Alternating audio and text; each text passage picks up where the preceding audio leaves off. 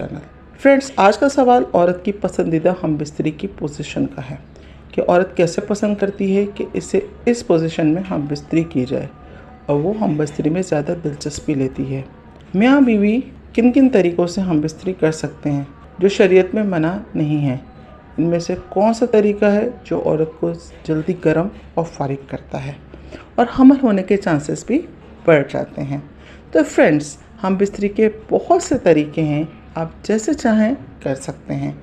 अपनी बीवी के साथ हमबिस्तरी आप अपने मूड के मुताबिक कर सकते हैं, यानी लिटाकर, बिछाकर, घोड़ी बनाकर, करवट लिटाकर, खड़ी करके, टांगे उठाकर या जैसे भी चाहें। शरीयत के मामले में हमबिस्तरी की पोजीशन के लिए कोई ममानियत नहीं, सिर्फ एक शर्त है, जिधर से भी करो, जैसे भी करो, लेकिन उज़्व तनासुल बीवी की अगली शर्मगाह यानी विजना में ही दाखिल होना चाहिए, इसके अलावा और कहीं नहीं। यानी पिछले शर्मगाह यानी दुबर में हमबिस्तरी करना गुनाह कबीरा है। हदीस में 2 तरीक़ों का जिक्र आया है जिससे मियाँ बीवी जमा कर सकते हैं और खूब लज्जत हासिल कर सकते हैं। अल्लाह पाक ने मर्द और औरत को मुकम्मल इख्तियार दिया है कि वो एक दूसरे के जिस्म से फ़ायदा और लज्जत हासिल कर सकते हैं। इस मामले में कुरान पाक में है, हमने शोहर को बीवी का और बीवी को शोहर का लिबास बनाया। यानी मियाँ बीवी में कोई ऐसी चीज़ नहीं जिसको वो ना देख सकते हों या देखने की इजाज़त ना हो। सिर्फ़ एक इजाज़त है, वो है दुबर में दुखूल करने की। इस पर चाहे मियाँ बीवी दोनों राज़ी ही क्यों ना हो, फिर भी नहीं कर सकते। जो पोजीशन शरीयत में बयान की जाती है, इनमें से एक जो है, इसके मुताबिक औरत नीचे लेटी हो, मर्द इसकी टांगें खोलकर घुटनों के बल लेट जाए। औरत कमर के बल लेटी होगी, दोनों की शर्मगाहें बिल्कुल आमने सामने हो जाएंगी। ऐसा करने से शर्मगाह में दखूल आसानी से होता है। मर्द को आगे पीछे हरकत करने में आसानी रहती है। इसके अलावा मर्द चाहे तो औरत के ऊपर दखूल करके लेट सकता है और आसानी से अंदर बाहर कर सकता है। जब जिस्म से जिस्म मिलेगा तो हरारत भी ज़्यादा होगी। ये तरीका ऐसा है जो दुनिया की हर औरत के लिए आसान और इंतहाई लज्जत से भरपूर होता है, क्योंकि जब शर्मगाहें मद्दे मुकाबिल होंगी तो मर्द का नफ्स सीधा अंदा में नहानी यानी बच्चादानी से टकराएगा, जो कि तकरीबन और किसी पोजीशन में नहीं टकराता। औरत को लज्जत की इंतहा तभी होती है जब मर्द का नफ्स इसकी शर्मगाह में बच्चादानी से टकराता है।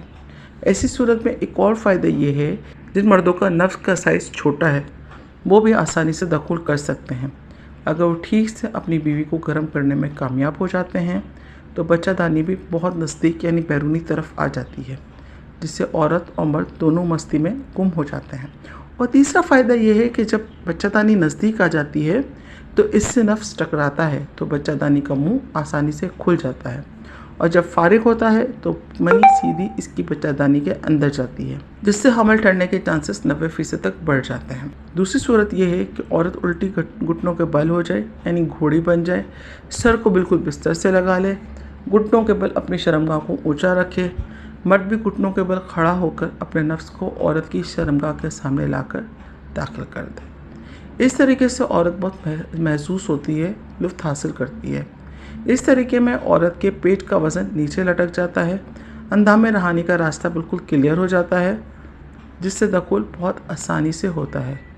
जब फारिग होता है तो मादा मुकम्मल तौर पर अपनी जगह पहुंच जाता है, जिससे हमल होने के चांसेस बहुत ज़्यादा होते हैं। ये थी वो पोजीशन जिससे औरत बहुत ज़्यादा लज्जत महसूस करती है। लोग गंदी वीडियोस को देखकर इनकी तरह करने लग जाते हैं, जबकि इनका मकसद औरत को महसूस करना नहीं बल्कि सज़ा देना और थकाना होता है। इनको हमल वगैरह की ज़रूरत नहीं होती, इनको फॉलो करना छोड़िए और असल और फितरी तरीके पर अमल करके अपनी नस्ल को बढ़ाइए और ज़िंदगी का लुत्फ़ दोबारा कीजिए। उम्मीद है कि आज की वीडियो, आज का टॉपिक आपको पसंद आया होगा।